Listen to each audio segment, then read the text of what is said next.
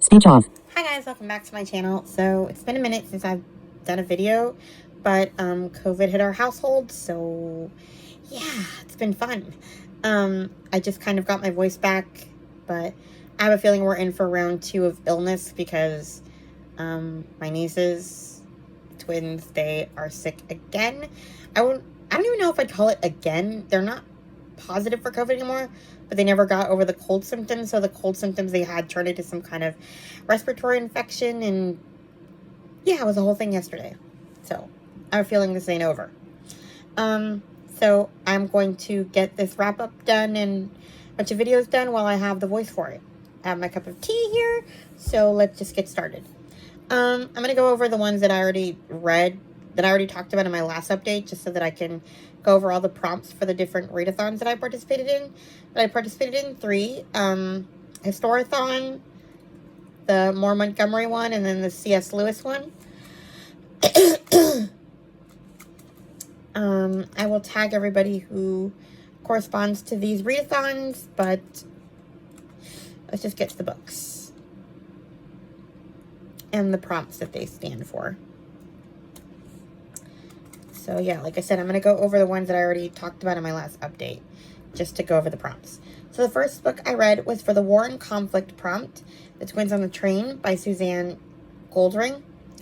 I gave this one 5 stars. I'm going to just mention these briefly, I should say. I'm not going to talk about them in depth. But yeah, 5 stars for this one. Then I read for the Moore Montgomery one, Anne with an E. I listened to Anne of Green Gables, this dramatization by Abby Heinz. I gave it 5 stars. It was a good listening experience. I think the Megan Follows, or I forget what her name is, she wrote the screenplay for this. You know, the one who did the Anne movies we love. So yeah, it was a good read. Then for historical mystery, for Historathon, I read The Wings of Poppy Pendleton by Melody Dobson. I gave this one 5 stars. I talked about this one in my last update, so you can go watch that. But basically, it is the Christian fiction version of The Lake House, except in a castle instead of a lake house. I loved it. Then I read a historical romance, Head in the Clouds by Karen Widmeyer. I heard about this one from Katie from Paperbacks and Ponytails. I gave it 4 stars. Great read. Then I read a few Babysitters Clubs. I read Mallory on Strike, Babysitters Club 47, 3 stars. Jesse's Wish, Babysitters Club 48, 5 stars. Totally made me cry about a kid with cancer. Then The Third Gilmore Girl by Kelly Bishop. I was going to say Rimmer. I gave this one 4 stars. It was okay. I read it for Nonfiction November. Then I read For Strong Sense of Place for Historathon, River Sing Me Home by Eleanor Shearer. I heard about this one from Krista from Books and Jams and Paperbacks and Ponytails. I didn't write down the rating. I think I gave it 4 or 5 stars. It was a good read. I talked about it in my last video. Then I read The Grey Wolf, the newest Armand Gamache 3 Pine series, number 19. Gave it 5 stars. Then I read another Babysitters Club book, Claudia and the Genius of Elm Street, Babysitters Club 49, 3 stars. Then for social issue or cultural perspective for Historathon, I read Nightbird Calling by Kathy Gulke. Pretty sure I heard about this one from Anne from In Search of Wonder. I don't know. I talked about this one already, though. Then I read a short story, A Sister for Christmas by Maggie Hartley. I gave this one 5 stars. I should have saved it for Christmas. Then I read for historical nonfiction hybrid, The Shore of Forever by Elora Maxwell. Gave it 3 stars, recommended by Lynn. I heard about it from Lindsay's Little Library. I talked about this one. And okay, those are all the ones that I already talked about. So next are the ones that I'm actually going to go into detail about. So the first thing I read was for the Screwtape Letters prompt on the C.S. Lewis one, a book about spiritual warfare or epistolary novel. I chose epistolary novel. I read Authentically Izzy by Pepper Basham. I gave this 4 stars. Surprisingly, I was not sure if I was going to like this series. but I really did like it more than I thought I would. I heard about it from everyone, honestly. Book lover Amanda, People Rex and Ponytails, Lou from Christian Faith and Fiction, Krista from Books and Jams. Yeah. I mean, this is a straight romance, so I really did not think I would like it. It's a epistolary romance, like pen pal-ish. Izzy gets put on this dating site by her cousin. Put it this way, I cannot stand her cousin. That has never changed. Even if Izzy and her made up by the end for her manipulative ways, I have not forgiven her, nor will I ever. So she actually almost turned me off the book immediately because she was like, I need to fix your life. You cannot possibly fix your life. I will set you up with a man. And I do not like those kind of people. But the man that Izzy ends up finding on her own and kind of is someone that her cousin would never choose for her makes up for it because she doesn't do what her cousin wants, which makes me happy. And I love the audio of it all, his accent. And it's a really good audio experience because you have all these different narrators with the different accents. I think there's more than 2 narrators. So yeah. It's about Izzy Edgewood. She's a wannabe bookstore owner, quote queen, and Lord of the Rings nerd who has been waiting for Prince Charming to sweep her off her feet. Her sneakered feet. But it's hard to meet people when you spend more time with fictional humans than real ones. Yeah. So, like I said, Josephine, her cousin, I've decided to, Izzy called her Josie to insult her because she doesn't, she doesn't like what she does. But I've decided to call her Jojo because she'd probably hate it even more. Or Joey, even worse. She's such a prissy, girly girl. She would hate to be called Joey. So she will be Joey. Yeah, Joey. Forevermore. So if you hear me talking about Joey, just assume I'm referring to Josephine.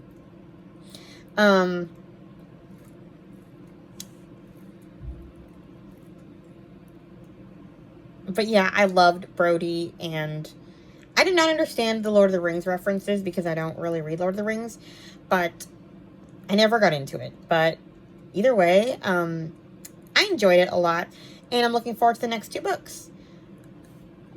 Although, I'll have to endure Joey.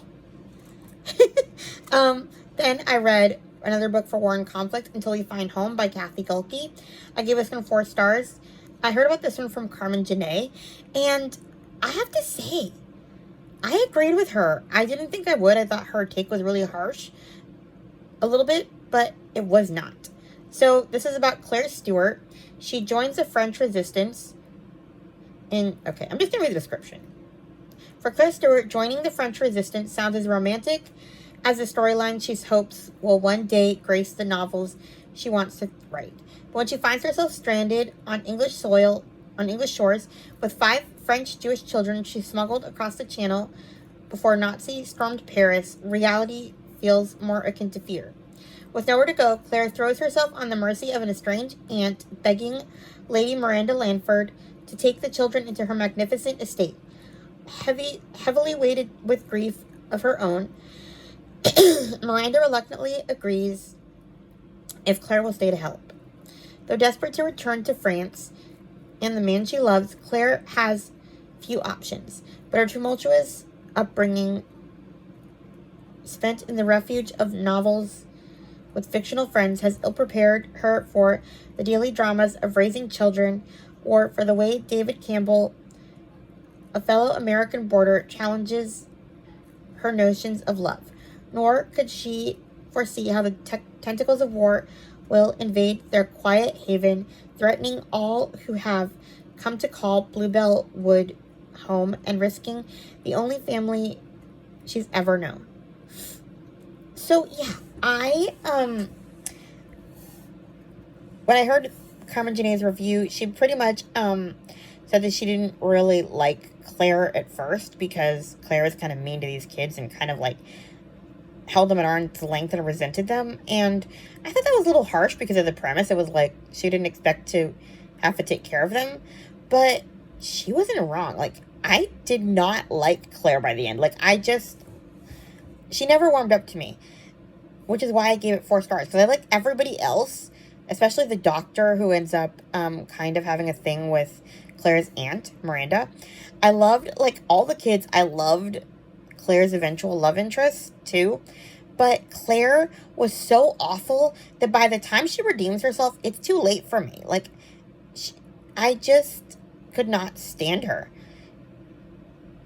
She was, like, so selfish, and it felt to me like she was in the resistance work. Like, when you read about people who are sacrificing and helping children and saving them and stuff like that, you admire them for it. But her thing doing it was just for romantic adventure. She didn't necessarily care about the people she was rescuing. She just wanted to be with her man, and that was what her man was doing. It's kind of like, if your man is into cars, you're going to be into cars too. So this man is into being a hero, so she's going to be a hero too. But if he's not around, it's not worth it. So, like, I just couldn't stand her. So, yeah, I'm probably harsher than Carmen Janae was. But, like, I legit, like, it was too late for forgiveness for me by the time that we get to where she quote-unquote redeems herself. It's like, I spent 10 hours listening to you being terrible that I don't care about you redeeming yourself anymore. You suck. So, yeah. I just never liked the protagonist, but I was so invested in everybody else I had to finish it. So, 4 stars. Then I read The Sisters of Seaview by Julie Clausen. This is another one I was surprised I liked. I got it just because I kept hearing about it. I gave it 5 stars, surprisingly. I've heard about this from everyone, honestly, in the Christian fiction community. So, when her father's death leaves them impoverished, Sarah Summer convinces her sisters to open their seaside home to guests to provide for their ailing mother. Emily and Georgiana agree, but Viola, who wears a veil to cover a scar, detests the idea. Determined to stay together, the sisters begin the new venture. Instead of the elderly invalids they expect, however, they find themselves hosting eligible gentlemen. Sarah is torn between a growing attraction to a mysterious Scottish widower and duty to her family. Meanwhile, the new situation exposes Viola's scars, both the visible and those hidden deep within, and her cloistered heart will never be the same. That really was what it was like. It was wild. I thought I was going to hate this just because, it sounded like The Bachelor, kind of. Not that I've seen The Bachelor. I don't know, like, just... Have you seen Gilmore Girls? There's this episode of Gilmore Girls where, Rory's grandmother, like, sets her up. She tells her she's going to have, like, a party for her end of the school year or something, and she sets her up with all these eligible men to date. So I just thought, like, this was going to be, like, this shallow book about this inn and, like, just these dumb girls flirting with a bunch of guys. It was not. It was, like, kind of like Little Women. A little bit. Because it was, like, the 4 sisters working together and the mother, you know, the wise mother, and then... I don't know. It was kind of like Little Women and Pride and Prejudice at the same time. And I have to say, not everybody who came to their little, like, inn or whatever they called it, I've already forgot the name of it, Seaview, were, like, eligible bachelors. I mean, you had the Scottish widower with his daughter, and there was a married couple who were terrible, and just, like, it wasn't, I thought it was going to be just, like, all these, like, young men just flirting with them and being, you know, them being dumb, like, silly, flirtatious girls, and it was not like that. To the point that I loved, like, who they ended up with so far, and I cannot wait to read the next 2 books. I decided to read it this month because the next one takes place in winter, so I figured it'd be a good Christmas read. Yeah, I really enjoyed this. I liked all of them. And yeah, I'm really interested to see kind of what comes of it all. So yeah, then I read, for the more Montgomery prompt, Cordelia, a book by any other name. Any book that's not Anne related, basically, that's by Lucy Maud Montgomery. So I read Jane of Lantern Hill by Lucy Maud Montgomery. That was the group read last year, and I didn't like it. I gave it 3 stars because I was invested enough to finish it, but I hated all the adults in this book. I think if I had read it as a kid and not been analyzing the adults so much, I would have liked it more. But the adults are just terrible. Like, basically it's about Jane reconnecting with her father after years of living away from him. She's living with her mother and her really strict grandmother, and her grandmother is a monster. And her mother is like a shrinking violet who's like afraid of her own shadow and just living under her mother's thumb. Which is why, like, it was really hard for me to have any sympathy for her because, like,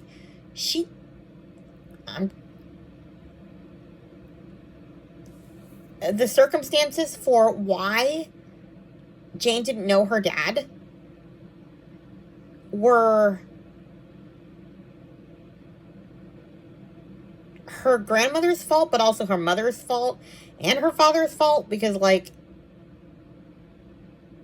he let her leave and she was a pathetic, shrinking violet who just let her daughter be abused by her mother. And, like, basically, grandma's a monster and her parents are cowards, and I did not like any of them. I hated them all.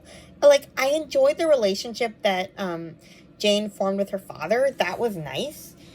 And, like, he kind of redeemed himself because he did eventually realize, like, okay, I'm not going to get anywhere with my, I guess, soon-to-be ex-wife because they're still married. But I want to get to know my daughter, and I'm sick of waiting around for it to just happen on its own. So I can respect him for that, but it's like, you know how terrible your mother-in-law is, and you don't at least try to get your kid away from her, even if your wife refuses to leave. Like, I don't know. My modern, like, brain where people co-parent and put the kids first above their own adult pettiness just would not let me like this book. I despised all the adults involved in, like, the family. But I was endeared to Jane, and I did love her bond with her dad once he wasn't, like, he made it so they could be together. But I don't think that the happy ending that happened was deserved. I think he should have, like, taken custody of his kid and told her mother to stay with her own mother, and, you know, yeah, I did not like any of them. Then I read, for famous historical figures for Historathon, The House of Lincoln by Nancy Horan. I heard about this one from Gloria Z. Thompson and Lindsay's Little Library. I had never heard of this book before, but it's basically the story of Abraham Lincoln's campaign. He was from lawyer to U.S. president to great emancipator.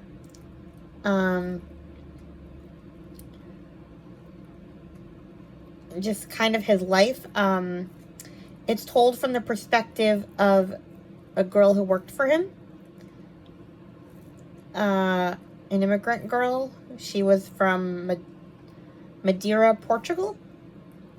And she kind of talks about working with them and being a part of their campaign, and then kind of post what happened after he died. So it goes through to, like, the 30s or something like that. It's almost, honestly, it's kind of depressing because, like, you start out, like, with the Emancipation Proclamation, and then he dies, which we know from history, that's not a spoiler. But then you kind of see her into her like 60s, 70s, living into the civil rights movement, where she kind of realizes, wow, we're so far from what Abraham Lincoln wanted when he wrote, when the slaves were freed, because we're still like persecuting black people. And it was really depressing, but it was definitely historically accurate. So yeah, there was no way it couldn't be depressing. Then I read, for historical fiction adaptation, Black Cake by Charmaine Wilkerson. I gave this one 4 stars. This one, I wouldn't consider it clean fiction. So, yeah, take that with it. We can't choose what we inherit, but can we choose who we become? In present-day California, Eleanor Bennett's death leaves behind a puzzling inheritance for her 2 children, Byron and Benny. A black cake made from a family recipe with a long history, and a voice recording. In her message, Eleanor shares a tumultuous story about a headstrong young swimmer who escapes her island home under suspicion of murder. The heartbreaking tale Eleanor unfolds, the secret she still holds back, and the mystery of a long-lost child challenge everything the siblings thought they knew about their lineage and themselves. Can Byron and Benny reclaim their once close relationship, piece together Eleanor's true history, and fulfill her final request to share the black cake when the time is right? Will their mother's revelations bring them back together, or leave them feeling more lost than ever? So yeah, it was a really good read. But like I said, I wouldn't call it a clean read. She went through a lot of things, and there was a lot of swearing and violence, and yeah, she had a really difficult upbringing, and her story is difficult to read. And she made some decisions, her and her husband, in parenting her children, that left them kind of screwed up, I guess.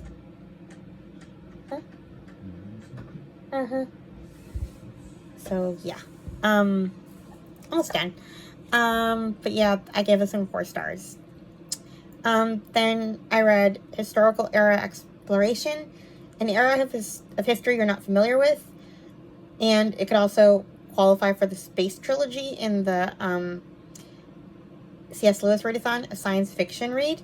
Across the Ages by Gabrielle Meyer, 5 stars. Not going to talk about it because I'm going to do a review, a spoilery review, probably later in the month, once I've seen a lot of other people read it, so they can watch the video.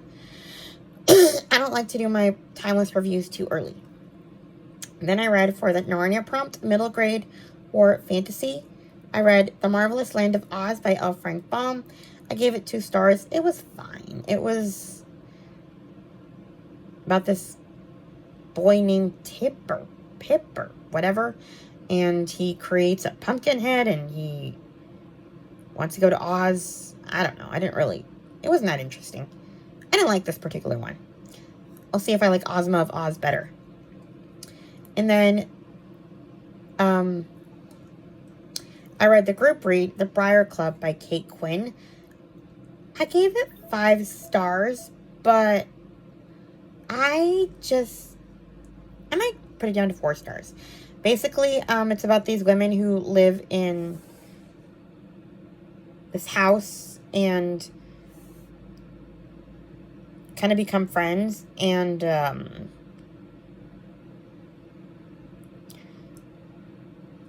new woman named Grace comes to live with them. That's pretty much how they become friends, because like before Grace moves in, everybody's kind of not really talking to each other. They're just landlady and renters and ships passing in the night. But she kind of brings them together, and the only reason I didn't love this book is because I wanted more of a flow, and instead what we get is each chapter is from a different woman's perspective, and it's like their story and how Grace helped them, but we don't really see like a lot of them like being a cohesive group.